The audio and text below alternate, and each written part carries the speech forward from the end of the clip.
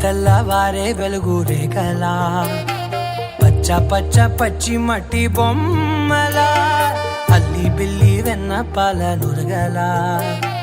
అచ్చ తెలుగు ఇంటి పూల కొమ్మలా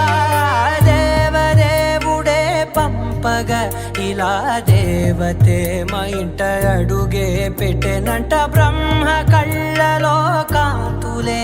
మా అమ్మలా మా కోసం మళ్ళీ లాలి పాడేనంట.